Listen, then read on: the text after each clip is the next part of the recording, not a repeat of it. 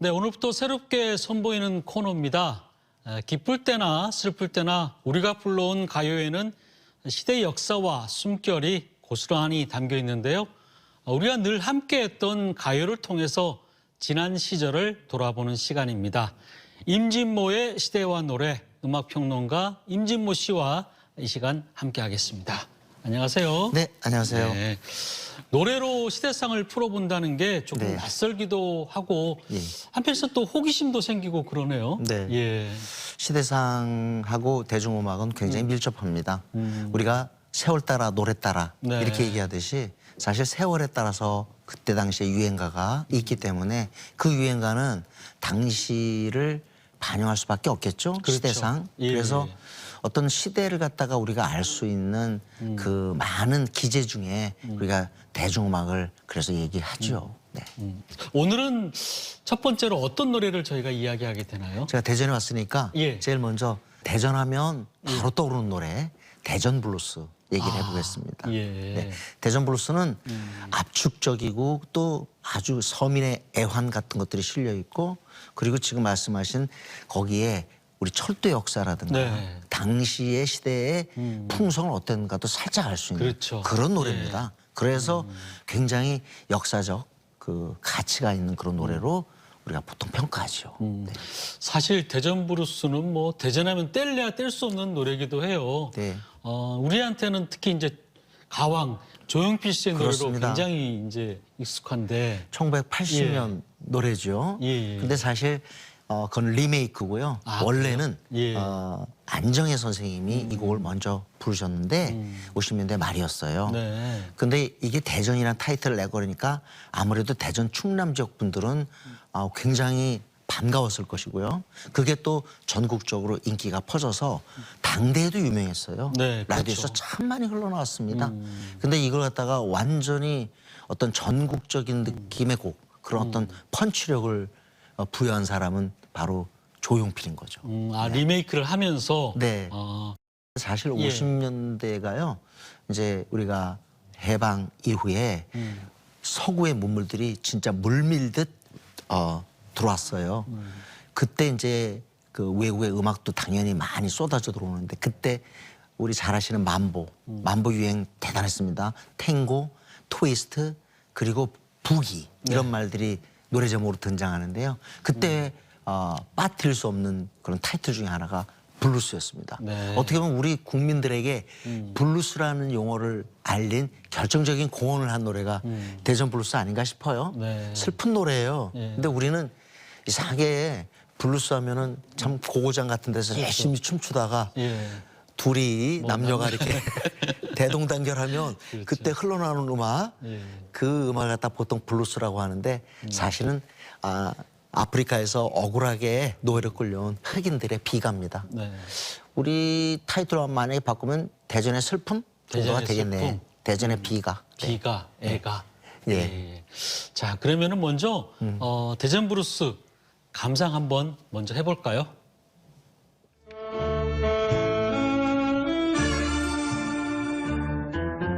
저리 끌어나오는 건너 이별의 말도 없이 떠나가는 새벽 열차 대전 발령시 50분 사실 언제 들어도 네. 가슴에 와닿고 또 누가 부르면은 네. 또 금방 따라 부르게 되는 그런 맞습니다. 노래인데 네. 이 작사에도 여러 가지 에피소드가 담겨 있다면서요. 네, 최치수라고 우리 최치수? 네, 예, 예. 우리 음반 역사에서 아주 중요한 이름인데요. 요때는 레코드사 직원이었어요. 아, 예, 그런데 예. 나중에는 이제 레코드사 사장이 되죠. 아. 근데 이분이 이제 대전역에서 예, 예. 그 이별의 장면을 목격했다 그러죠. 음. 그래서 그걸 보고 너무 가슴이 아려운 거죠. 예. 그래서 이걸 기억했다가 나중에 그걸 가사로 풀어낸 게 바로 대전 블루스입니다. 김부혜 선생님의 작곡인데 아우 진짜 곡 자체가 참 멋져요. 그리고 지금 안정혜 선생님의 노래 들으셨는데 안정혜 선생님은 크루닝이라고 해서 이렇게 쭉 흘러가는 식의 노래를 부릅니다. 예. 그런데 조용필은 이걸 끊어치면서 끓는 소리로 예. 진짜 판소리로 다져진 그 목소리를 했기 때문에 그 당시에 더욱더 우리들의 이렇게 정감을 자극한 것이 아닌가. 사실 대전 블루스는 노래 부르는 맛이 있는 게 잘 있거라 나는 간다서부터 일단 따라 부르게 돼요. 네. 근데 결정적인 가사가 몇 개가 있어요. 그 중에 하나 목포행 완행 열차 이거요. 그다음에 또 하나가 그 전인데 대전발 0시 50분. 그렇죠. 혹시 대전발 0시 50분이 영화로 나온 거 아세요? 이게 너무 예. 유명해서 예. 영화로 나왔어요. 아. 그때 당시 최고 배우인 최무령, 예. 이민자, 아. 신성일도 나왔을 거예요. 예. 그 영화에 영화가 되게 됐어요. 근데 영화 제목이 대전 블루스가 아니에요. 대전발 0시 50분. 아. 그만큼 유명했던 거죠. 대전발 0시 50분이 이제 목포행이잖아요. 네, 그죠? 네, 네. 그래서 호남 분들이 더 좀 가슴에 와닿았을 것 같기도 하고. 네. 근데 이게 5.18과도 연관이 있다 이런 얘기 그러니까요. 들었어요. 왜냐하면 예. 1980년 바로 5.18 때 조용필 노래가 전국적으로 인기를 얻어요. 예. 그러니까 라디오에서 많이 나오는데 그 당시에 광주, 목포 이 호남 분들의 가슴은 얼마나 끓었을까요? 그렇죠. 그게 목포행 완행 열차 여기에 그냥말로 진짜 예. 그 노래에 자기 자신을 많은 분들이 대입하게 된 거죠. 그러니까 5.18하고도 저는 관련이 있다고 생각합니다. 당시 대전에서 출발했던 그 0시 50분 열차는 네. 혹시 타보신 적 있으십니까? 아, 저는 물론 탔을 텐데 어렸을 예. 때라 기억이 안 나고요. 예. 서울에서 출발했다가 예. 대전에 도착을 해요. 근데 대전에서 이제 그 차를 돌려야 돼요, 열차를요. 그렇죠. 목포행을 옛날에 가려면. 간선이었으니까. 네네. 예. 그런 그 중간에 어떤 시간이 한 20분 정도 됐는데 그래서 출발 시간이 0시 50분이 됐다고 합니다. 그때 이제 그 중간의 시간에 많은 분들이 그 대전하면 또 하나 떠오르는 또 거 있죠. 예. 아시죠? 가락국수. 그렇습니다. 예. 아유 진짜 맛있었어요. 예. 저는 진짜 그게 왜냐면 대전이 예. 그 경부선 호남선의 분기점이잖아요. 그러니까 부산으로 가는 사람이든 광주로 가는 사람이든 전부 대전에 잠깐 정차를 정차잖아요. 했어요. 예. 그런데 거기서 한 15분간 시간을 준 거예요. 거기서 그냥 가락국수 한 그릇을 예. 갖다가 이렇게 떠먹을 수 있었는데 아유 어쩜 그렇게 맛있었는지 아직도 그거 먹고 싶습니다. 네, 저도 가락국수 하면은 뭐 네. 저희 아버지하고의 그런 기억도 생각이 나고 어렸을 때 네네. 뭐 어떤 기억이 있고 지금 그 시절에 대한 아마 향수를 가지신 분들은 아주 네. 그냥 생생할 것 같아요. 그렇습니다. 예. 그러니까 이 노래는 블루스라는 이름 그리고 네. 어떤 대전 충남의 어떤 상징 그러니까 응원가로도 상당히 어필했는데 제가 오늘 드린 말씀은 광주, 목포, 호남 분들도 이 노래에 상당하게 반응했다는 것. 5.18 때 바로 이 노래가 나왔다는 거죠. 네. 그럼 이제 아무래도 대전 지역에 있었던 이런 네. 이야기니까 대전역의 어제와 오늘을 먼저 VCR로 좀 만나보겠습니다. 이거라 나는 간다 이별의 말도 없이 아련한 기억 속에 잠자고 있던 추억의 노래 대전 브루스. 지난 여름엔 축제로 변신해 돌아왔는데요. 노래의 배경이 된 대전역은 100년이 넘는 시간 동안 그 자리를 오롯이 지키고 있었고 지금도 하루 평균 5만여 명이 이용하며 대전의 관문 역할을 톡톡히 담당하고 있었습니다. 용산에서 9시경에 출발해가지고 대전역에 도착하면 목포로 가는 차는 여기서 반대편 목포편으로 가고 또 부산으로 가는 차는 부산으로 가게 되는 열차였어요. 그게 0시 50분에 대전역을 출발하는 열차입니다. 완행열차가 딱 2대밖에 없어요. 완행열차는 똑같으니까 사람들이 혼동을 해가지고 부산으로 갈 사람이 목포로 가는 차를 타는 경우가 있고 차다 보면은 대전인지 뭔지 몰라가지고 그 사람들이 목포 갈 사람들이 부산으로 가고 부산 갈 사람들이 목포로 타는 경우가 종종 많이 있었습니다.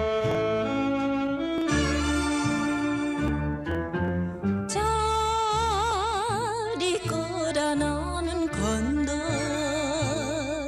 이별 이별의 말도 잘 있거라 나는 간다 이별의 말도 없이 떠나가는 새벽 열차 대전발 0시 50분 세상은 잠이 들어 고요한 이 밤 나만이 소리치며 울 줄이야 아하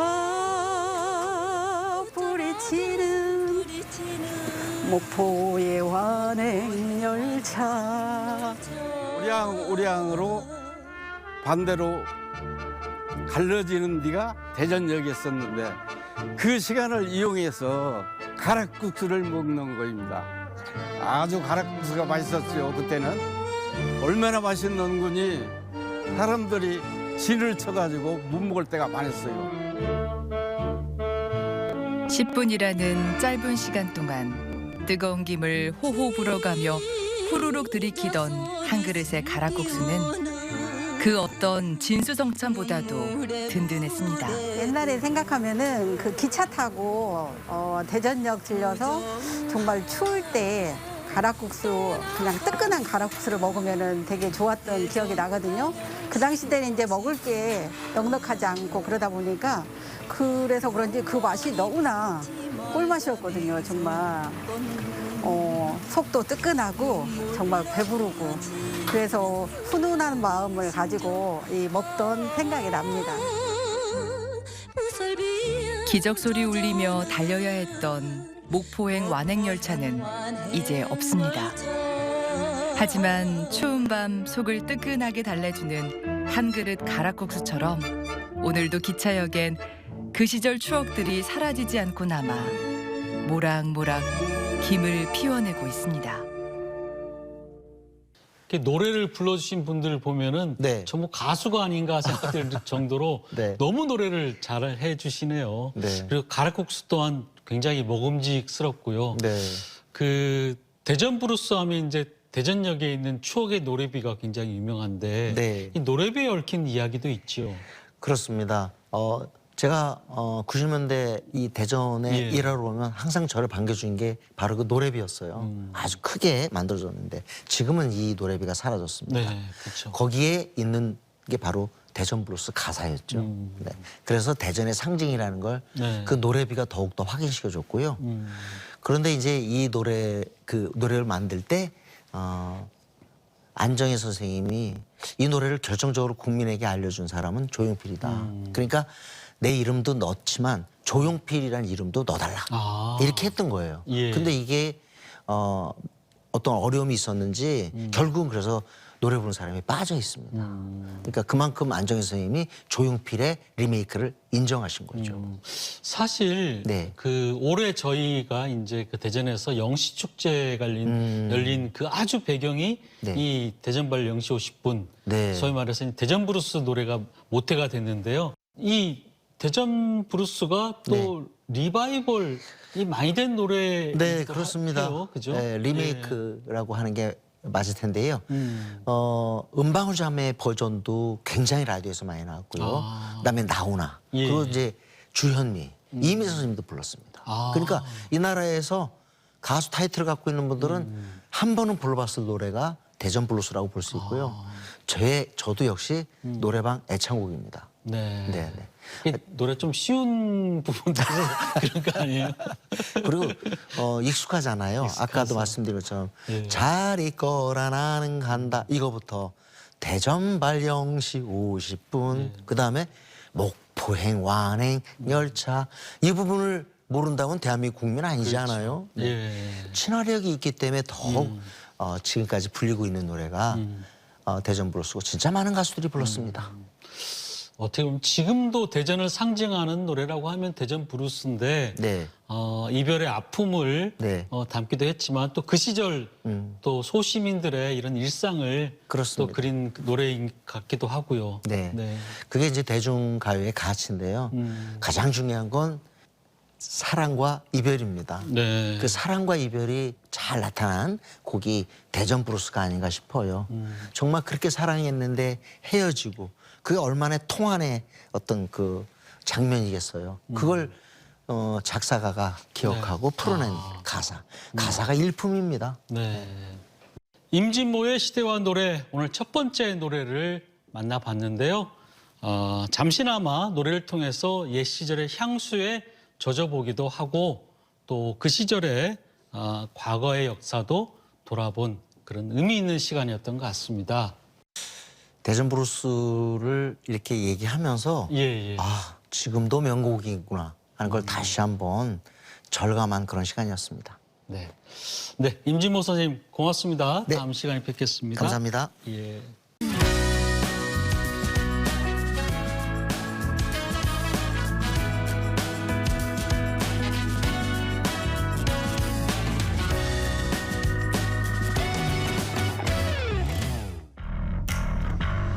복잡한 세상 속 넘치는 뉴스, 한 주간의 이슈를 말끔하게 교통정리해드리는 시간입니다. 이번 주 뉴스 신호등 지금 바로 출발해 보겠습니다. 오늘은 어떤 뉴스들이 신호에 걸렸을까요? 자, 첫 번째 부정승차입니다.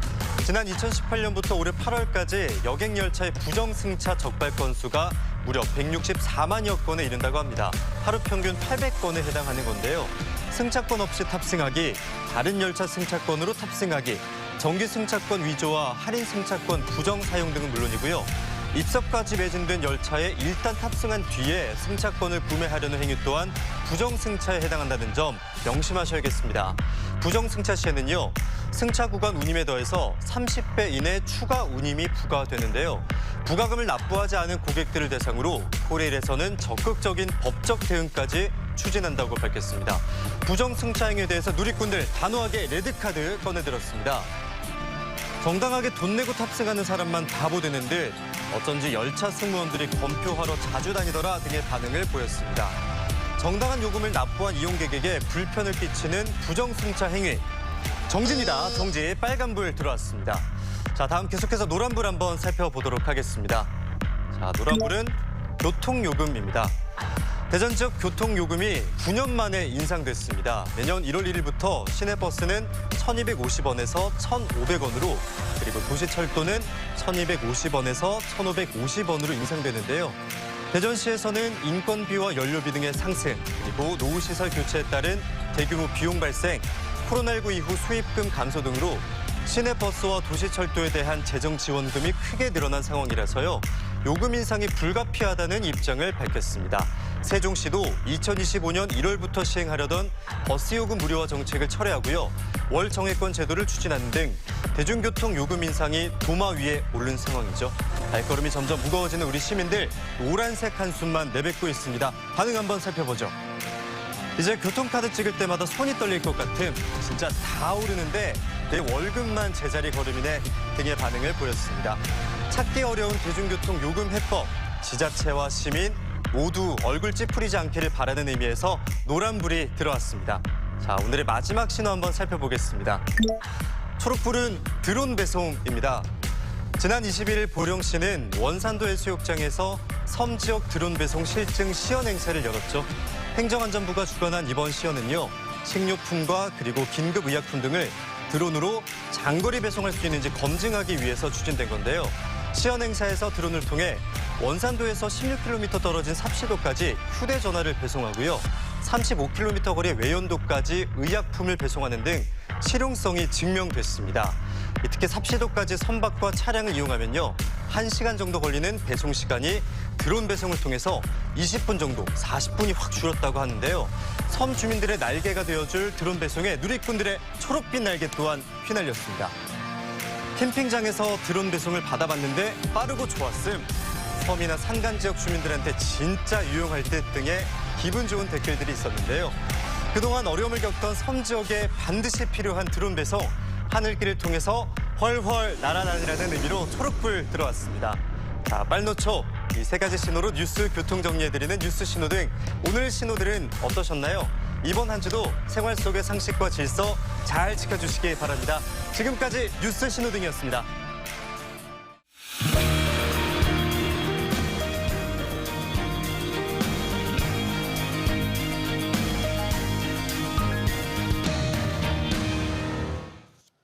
총선을 5개월여 남겨두고 여야 모두 변화와 혁신을 내걸고 있습니다.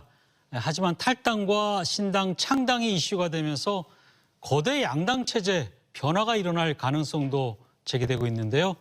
정치권을 둘러싼 이슈를 예리하고 깊이 있게 파헤치는 시간이죠. 신박한 논쟁입니다. 오늘 함께 토론해 주실 두 분 소개해 드립니다. 오랜만에 나오셨습니다. 신범철 전 국방부 차관 나오셨습니다. 어서 오세요. 네, 안녕하세요. 네. 박수현 전 국민소통수석 나오셨습니다. 어서 오세요. 안녕하십니까? 네. 광주에서 열린 민주당 민영배 의원의 북콘서트가 화제입니다. 이 자리에서 이제 김용민 의원은 이 반윤석열 연대를 형성할 수 있는 행동을 민주당이 먼저 보여야 한다면서 이 탄핵소추 발언이 나왔고, 또 최강욱 전 의원은 이날 이른바 설치는 암컷이라는 발언으로 정부를 이제 뭐 비난하면서, 특정인을 비난하면서 이제 논란이 굉장히 뜨거워지고 있습니다. 뭐 야당 여성 정치인이 뭐 암컷이 뭐 문제가 될 것이냐 되냐 이렇게 옹호하는 발언까지도 나왔었는데, 자, 이 부분은 우리 신 차관님께 먼저 좀 여쭤보겠습니다. 어떻게 보셨습니까? 예, 뭐 민주당이 약간 집단적 사고에 빠져 있는 것 같아요. 자기 편에서 잘못된 실수가 있더라도 그것을 옹호하는 모습인데요. 근본적으로는 저러한 태도가 우리 정치권의 수준을 떨어뜨린다고 생각합니다. 그래서 정치권에서는 적어도 인종차별이라든가 성차별, 노인 비하 이런 부분에 있어서는 절대적으로 금기시해야 되고, 원 스트라이크 아웃 제도 같은 게 필요하지 않을까 싶어요. 왜냐하면 지금 정치권에 대한 국민적 신뢰가 너무도 낮은데 그 원인이 정치권 스스로 자신들의 수준을 유지하지 못하는 거라고 생각합니다. 동시에 저렇게 실수가 있었을 때는요, 저건 뭐 민주당뿐만이 아니라고 생각해요. 저희 국민의힘에서도 마찬가지로 저런 실수가 나온다면 그것을 진영 논리에서 옹호할 것이 아니라 더 신랄하게 비판하고, 그럼으로써 국민들께 신뢰를 회복하는 그런 모습을 좀 보여줬으면 합니다. 네. 참 민주당에서도 내부적으로는 굉장히 사안을 좀 깊이 있게 보는 것 같아요. 근데 문제는 이제 이걸 또 옹호하는 발언들이 나오니까 어떻게 보셨습니까? 우선 당장 이 발언에 대해서 제 지역구에서 그 아내와 딸 둘을 가지신 선배님이 계시거든요. 저를 굉장히 사랑하시는데 그 약주를 잡수시고 전화를 하셔서 막 항의를 하시더라고요. 그러면서 우리 아내와 두 딸이 그러면 암컷이란 말이냐, 뭐 이런 것이거든요. 아니 그러면 그런 발언을 한 것 자체가 100번 잘못이지만, 자, 했다고 하면 즉각 사죄를 하고 사과를 하면 될 일 아니겠어요? 그런데 그거를 지금 신 차관께서 말씀하신 대로 당내에는 어느 당이나 의원들끼리 온정주의가 있어요. 그것이 당을 새롭게 하지 못하는 것인데, 그걸 감싼답시고 그 의미는 진짜 이런 게 아니고 이런 거였다라고, 아니 그렇게 해서 될 일이 아니지 않습니까? 그리고 정치인들이 특히 중요하게 명심해야 될 게, 정치인들은 자기 존재감을 부각하기 위해서 말을 하는데 그 말을 국민들에게 딱 따옴표 따오듯이 이렇게 비유를 잘 하려고 하는 습성이 있어요. 근데 비유라는 것은 그 하고자 하는 말이 본질에 정통해야 정확한 비유를 갖다 써서 국민들에게 딱 각인을 시키는 거지, 어설프게 비유를 했다가는 본질도 전달되지 않고도 막말로 빠지게 됩니다. 하여튼 이 당내의 이런 막말 논란에 대해서, 그리고 그 옹호에 대해서 당 지도부가 단호한 조치를 하고 있습니다만, 그럼에도 불구하고 일단 이런 문제가 일어난 것에 대해서는 제가 당을 대표하는 위치에 있지는 않지만 당원의 한 사람으로서 송구스럽게 생각한 말씀을 먼저 드리겠습니다. 알겠습니다. 대표적 비명계죠. 대전 유성을의 5선 이상민 의원의 행보가 지금 뭐 지역은 물론 전국적으로 가장 화제입니다. 특히 지난 화요일에는 대전에서 인유한 혁신위원장과 또 혁신위원회 위원들과 만난 데 이어서 뭐 국민의힘 입당까지도 배제하지 않겠다 이렇게 말을 하고 있는데, 이 의원은 또 이제 민주당은 개딸당으로 변질이 됐고 또 이낙연 의원까지도 결단할 때다 이렇게까지도 얘기했어요. 이상민 의원 국민의힘에 입당할까요? 요거는 박 의원님께 먼저 여쭤보겠습니다. 그래서 입당할 의사가 없으면 그렇게까지 다 열어놨다라고 말씀을 하시겠습니까? 어쨌든 이상민 의원님은 지난 열린우리당 시절에 국회의원이었지만 우리 지역정당 자유선진당으로 제가 기억합니다만 거기에 또 탈당을 입당했던 경력이 있습니다. 그런데 그 당시는 우리 지역의 이익을 대변하고자 하는 지역 정당이었기 때문에 예를 들어 지역에서는 어떤 설득 논리가 있었습니다만 이것은 정확하게 보수와 진보라고 하는 가치를 서로 달리하는 그런 정당에 입당하는 것이잖아요. 네. 그렇다면 이상민 의원께서 국회의원을 5선을 하신 것은 민주당의 당의 도움도 있었으리라 생각을 합니다. 그렇기 때문에 당원으로서 의무를 다해야 되는 것이고요. 비록 내 친정 집이 정말 이렇게 좀 문제가 있다고 그래서 그렇다면 그것을 고쳐야 되는 것이지 아니 그럼 국민의힘에 입당하신다고 하면 국민의힘은 우리 당에서 문제가 되는 그런 문제가 없는 완벽한 정당입니까? 그렇게 생각해보면 문제는 간단한 거잖아요. 저는 그래서 제가 이상민 의원님과 전화도 자주 하고 평소에 참 많이 아낌도 받고 그런 입장에 이런 말씀 드리긴 좀 그렇지만 저는 5선씩 한 이 지역 주민들이 사랑을 받는 정치인으로서 지역에 대한 보답하는 길은 무엇인가. 그리고 대부분 민주당이 정치를 했기 때문에 민주당과 당원들의 힘에 의해서 의정활동을 이어오셨는데 거기에 대한 보답은 어떻게 할 것인가를 중진 의원답게 현명하게 처신하시는 게 좋겠다. 그런 생각을 꼭 말씀드리고 싶습니다. 어떻게 입당을 하는 겁니까? 지금 보니까 그쪽에는 아예 공천을 받으려고 하는 사람들도 뭐 다 빠지더라고요. 네, 유성 의원 같은 경우는. 정치는 항상 자기 결정이고 그 자기 결정은 또 국민들께 설명하는 과정이 필요하다고 생각합니다. 그렇기 때문에 저는 이상민 의원을 개인적으로 좋아하지만 입당을 권하거나 또는 하지 말아라 이런 말은 하지 않겠습니다. 다만 지금 먼저 문제를 지적하고 싶은 부분은 앞서 말씀드린 것처럼 합리적인 목소리를 계속해서 내오는 정치인이 그 당의 주류라든가 최고 지도자와의 관계가 껄끄럽다고 해서 그 당에서 공천 걱정을 하게 된다면은 사실 그것은 민주적인 모습은 아니라는 점을 지적하고 싶고요. 그다음에 저희도 인위적인 모습으로 이상민 의원을 모셔오는 거는 그렇게 바람직하지 않다고 생각합니다. 이상민 의원께서 충분히 자신의 정치적 행보에 대해서 설명을 한 뒤 자연스럽게 만약에 국민의힘에 오신다면은 그 절차에 따라서 뭐 공천도 경선을 한다거나 나름대로의 그런 절차를 거치고 민주주의에 부합하는 방식으로 모셔와야지 국민들께서 납득을 하지 말씀하신 것처럼 뭐 공천을 비워놓는다 이런 것은 바람직하지 않다고 생각해요. 만약에 국민의힘에 입당을 하게 된다면은 이제 허태정 전 시장 그다음에 또 이경 청와대 이제 상근 부대변인인가요? 아니 청와대 민주당 그분 중에서 이제 경선에서 이기시는 분하고 만약에 이제 공천을 받으면 이제 경쟁을 하게 되는데 어떻게 혹시 전망 좀 하실 수 있어요? 저는 뭐 이상민 의원의 그간의 행보를 보면은 상당히 합리적인 길을 걸어왔고 그렇기 때문에 적지 않은 국민들의 지지를 받고 있다. 아마 대전시 유성구 주민들께서는 지금 과정을 잘 지켜보아 오셨다면 이상민 의원을 선택할 가능성은 충분히 있다고 봅니다. 그 참 아이러니하죠.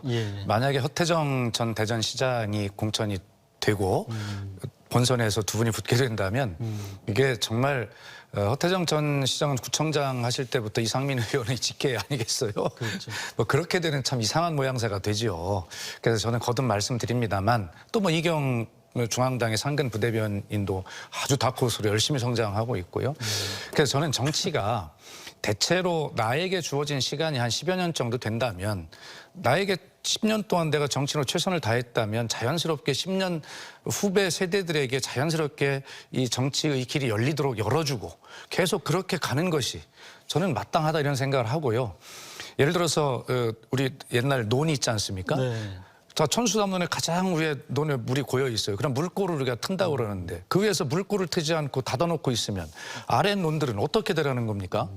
그런 측면에서 이상민 의원께서 본인 정치의 신념을 실현하기에 민주당이 지금 구조가 맞지 않다 말씀하셨는데 지금까지 5선 동안 정치를 저는 하셨으면 본인이 정치 신념 충분하게 할 기회가 있었다. 그렇게 저는 감히 말씀을 드리고 싶고요.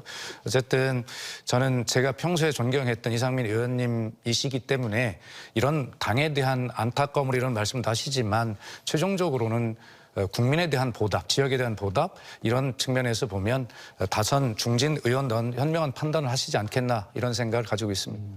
그 논산 금산 계룡의 김종민 의원을 포함해서 지금 이제 비명계에서 원칙과 상식이란 모임으로 이제 공동 행동을 하고 있잖아요. 거기 보면은 이제 이분들이 뭐 제가 봤을 때 국민의힘에 입당하지는 않겠지만은 만약에 이제 그 당내에서 설 자리가 없게 되면은 혹시 당을 나가게 될 가능성이 있는 건지 또 이낙연 전 대표 같은 경우에 또 이분들하고 또 세를 또 모을 가능성도 있는 건지 좀 궁금하네요. 저는 그 김종민 의원하고 제가 좀 장시간 이야기를 며칠 전에 나눠봤는데 우선 이상민 의원이 이 네 분과 결을 달리한 것은 이상민 의원은 탈당을 전제로 말씀을 하셨다는 것이고요. 그래서 이분들은 아직 탈당을 이야기할 때는 아니다. 뭐 이런 기류였다는 것이고 이 네 분들은 진정으로 이재명 개인에게 반대하는 것이 아니다. 민주당이 잘 되는 충심이다라고 이야기를 하고 있거든요. 그렇다면 저는 이 원칙과 상식이라는 모임을 출범하면서 동시에 비주류 개파 활동을 선언했다고 생각합니다.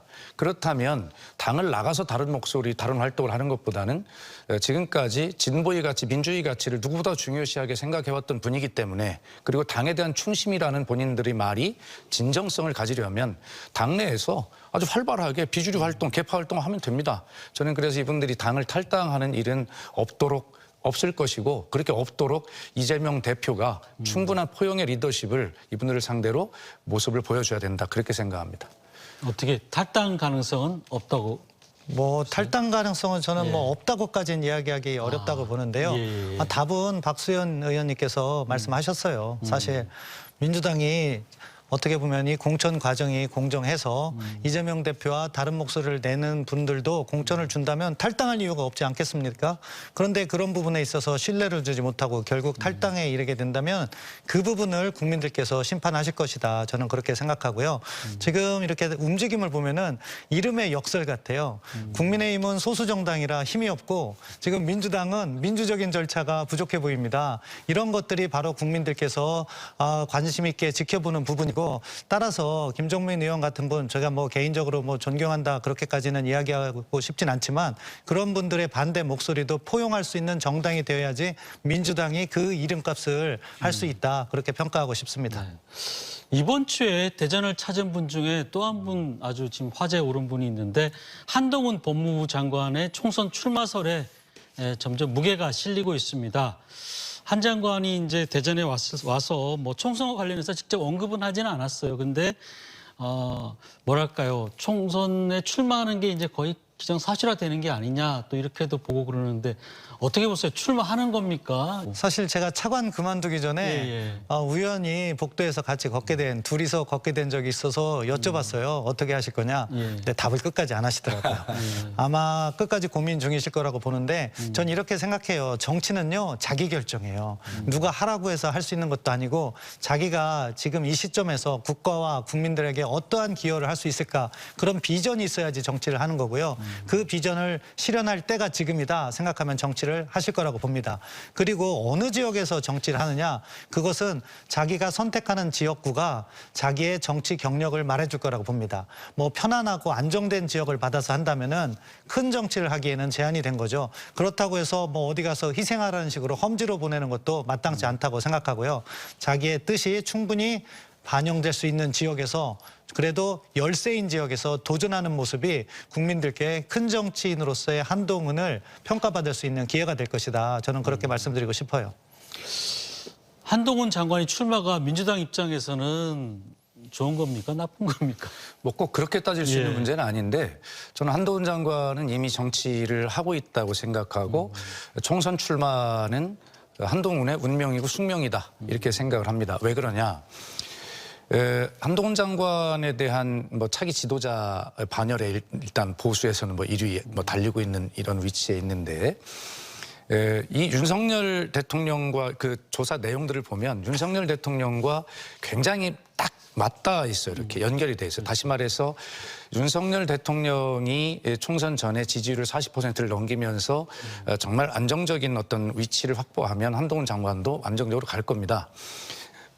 그 얘기는 거꾸로 뭐냐면 이번 총선에 윤석열 대통령과 이 정권의 운명이 달려 있는데요.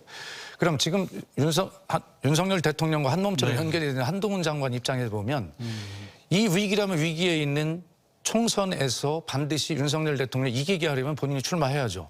그것은 자기 주군이었던 윤석열 대통령에 대한 충성과 의리라고 생각합니다. 첫 번째는. 두 번째는 본인도 하는 거 보면 굉장히 준비된 정치적 언어와 이런 것들 많이 하거든요. 아마 꿈이 커질 대로 커졌을 겁니다. 그렇다면 이제는 주저하지 말고 본인이 온실 속에서 있는 화초처럼 지금은 아름다워 보이지만 윤석열 대통령처럼 성공하기 위해서는 빨리 아스팔트로 나와서 찬바람도 마저 보고 눈보라도 마저 쳐보고 이러면서 본인이 국민의 서민의 생각은 어떤 것인지 정서는 어떤 것인지 그리고 본인의 맷집도 키워가면서 검증을 받아야 되는 시기라고 생각을 해요. 그래서 그런 측면에서 이미 저는 뭐 총선 행보가 시작이 되었다 이렇게 생각을 합니다. 총선 출마하는 게 국민의힘 입장에서는 좀 도움이 되나요? 저는 도움이 된다고 봅니다. 왜냐하면 지금 국민의힘의 정치 지도자, 아직 뭐 한동훈 장관은 정치인이라고 말하긴 이르지만요. 여론조사가 보여주고 있잖아요. 그렇게 인기 있는 분이 들어와서 함께 띄워주는 것이 전반적인 지지율을 끌어올리는데 도움이 될 거라고 봅니다. 네. 이준석 신당 얘기 좀 해볼게요. 이준석 전 대표가 최근에는 조금 톤이 좀 달라진다는 그런 얘기를 많이 하더라고요. 특히 한동훈 장관에 대해서도 뭐 그렇게 비난하는 목소리도 없고 그래서 오히려 뭐 본인 스스로도 하태경과 이준석, 한동훈이 함께 할 수도 있다 뭐 이런 얘기까지도 한 거로 알고 있는데 그럼 이준석 신당 자체가 아직도 뭐 좀 불확실한 부분이 있다고 보시는 건지? 예, 뭐 저는 불확실하다고 봅니다. 예. 한동훈 장관이 정치를 하더라도 이준석 신당에 가진 않을 거잖아요. 그것은 무엇이냐? 국민의힘에서 정치를 한다는 전제에서 한 이야기라고 생각하고요. 저는 제발 이준석 전 대표가 이런 이야기 좀 안 했으면 좋겠어요. 신당 이야기. 대신에 앞서 박수현 전 의원님께서 이야기한 것처럼 당내에서 투쟁을 하고 당내에서 평가를 받고 또 당내에서 포용을 하고 사실은 이준석 전 대표에 대한 기대가 많았기 때문에 정말 젊은 나이에 당대표가 된 게 아닙니까? 그런 부분 자신의 장점을 살려서 정치를 하는 것이 좋고요. 어떻게 상대방을 아프게 한다거나 불만 표현을 너무 직설적으로 하는 그런 모습은 조금 지양해 준다면 언젠가는 큰 정치인이 될 수 있다. 따라서 당을 탈당해서 무언가를 만들려다 실패하기보다는 지금 당에서 무언가 혁신을 이야기하고 그 혁신하는 사람들과 목소리를 높여서 정치를 하게 된다면 그것이 더 밝은 미래 그리고 저희 당뿐만 아니라 대한민국에도 기여하는 길이 아닐까 싶습니다. 어떻게 보세요? 남아 있을 거로 보세요? 아니 여기에 달려 있어요. 이준석 전 대표가 깃발을 들었습니다. 네. 그런데 현재는 백기죠. 아무것도 그림이 없어요, 깃발에. 깃발이라고 하는 것은 상징이고 정말 어디로 가자라고 하는 그 표시 아니겠습니까? 그런데 그냥 반윤이라고 하는 깃발만 들었지 거기에 앞으로 가자라고 하는 어떤 내용이 전혀 없는 상태예요. 그러니까 이뇨한 혁신위원장과 이준석 둘만 발언할 때는 비교적 많은 위치를 차지하고 있어 보이지만 갑자기 한동훈이 등장하니까 위축되잖아요. 그것은 어떤 구도에서 지금 돋보이는 것이지 그 내용에서 돋보이는 것이 아니란 말이에요. 그래서 이준석 대표가 지금부터 신당을 만들 때 어떤 신당을 만들고 어디로 국민께 가자고 하는지 거기서 공감을 받는 것 그것이 파괴력이지 지금까지는 전혀 그런 이야기가 없기 때문에 반윤만 가진 깃발을 들어서는 안 된다. 지금부터 이준석 대표의 진가는 거기에 어떤 그림을 그리고 국민을 설득하느냐 그것만 보면 된다고 생각합니다. 네. 지금 이제 여야 모두 탈당과 뭐 신당 창당 얘기가 나오고 있고 또 뭐 한동훈 또 뭐 조국 전 장관까지 이제 출마 얘기도 나오고 있는데 이렇게 되면 내년 총선에도 많은 변수가 나올 것 같은데요. 지금 총선을 앞두고 국민의힘과 민주당에서 여러 가지 이제 혁신에 나서고 있지 않습니까? 어떻게 보세요? 앞으로 전망 어떻게 생각하시고 또 어떻게 가야 된다고 보시는지 끝으로 한 말씀씩 듣겠습니다. 예, 뭐 저는 이번 총선 22대 총선은 혁신하는 정당이 이긴다 그렇게 장담할 수 있을 겁니다. 국민의힘이든 민주당이든 지금 국민들께서는 불만이 많다고 생각합니다. 제대로 된 정치를 21대에서는 못 보여줬다. 그렇기 때문에 어떻게 우리가 변화해서 국민들께 도움이 되는 정치를 할 것이냐, 국회의원의 특권은 내려놓고 민생에 집중할 것이냐 하는 부분에 있어서 혁신적인 대안을 보여줘야지 선택을 받을 거라고 생각하고요. 저희는 지금 이뇨한 혁신위원장이 활발한 활동을 하고 있잖아요. 그 부분과 관련해서 뭐 당 지도부와 약간의 이견도 존재하는 것 같은데 그 부분을 얼마나 매끄럽게 수습하고 새로운 정당의 모습으로서 국민들께 다가갈 수 있을까? 그것이 이번 총선 성패의 핵심 키워드다. 그렇게 평가하고 있습니다. 이쯤에서 치러지는 총선은 당연히 한 정권의 중간 심판 의 성격을 띠게 되어 있죠. 윤석열 정부 3년 차에 들어선 총선은 당연히 그런 평가의 성격이 있습니다. 그러므로 민주당은 이걸 심판하자라고 이야기할 텐데 지금 신 차관께서 말씀하신 대로 민주당이 그걸 심판해달라고 요청드릴 수 있는 자격을 갖추지 못하고 그냥 그렇게 심판해 주십시오 하면 그건 역풍을 맞게 되어 있죠. 적어도 윤석열 정부가 무능하고 지금 경제 상황이 이렇게 엉망이 되어가고 역사 논쟁을 비롯한 많은 어떤 사회의 갈등들을 대통령실 스스로가 촉발해놓고 있는 통합이 아닌 점점 갈등으로 가고 있는 이 통합 부재의 리더십에 대해서 심판해달라 이야기하려면 결과적으로 신 차관께서 말씀하신 대로 민주당이 어떤 예산 국회에서 어떤 이니셔티브를 치고 민생을 어떻게 하겠다든가 다수당으로서 이러한 이야기를 할 수 있는 자격을 갖추고 이야기할 때 그렇게 총선은 흘러갈 것이다. 이런 생각을 하고 이번 정기국회를 마지막까지 국민들께 어떤 모습으로 보여줄 것인가가 굉장히 중요하다 이렇게 평가하겠습니다. 네, 알겠습니다. 두 분 말씀 오늘 여기까지 듣도록 하겠습니다. 고맙습니다. 네, 감사합니다. 네, 감사합니다. 네, 선거에서 가장 큰 위험 요인은 강한 적이 아니라 내부의 교만입니다. 또 국민들을 불쾌하게 만드는 발언들은 아무리 변명이나 옹호를 해도 사람 꼴만 우스워질 뿐입니다. 누구나 실수 또 실언은 할 수 있지만 이를 인정하는 용기가 아쉽습니다. 뉴스 크리에이터 시선 오늘 여기서 마치겠습니다. 함께해 주신 여러분 고맙습니다.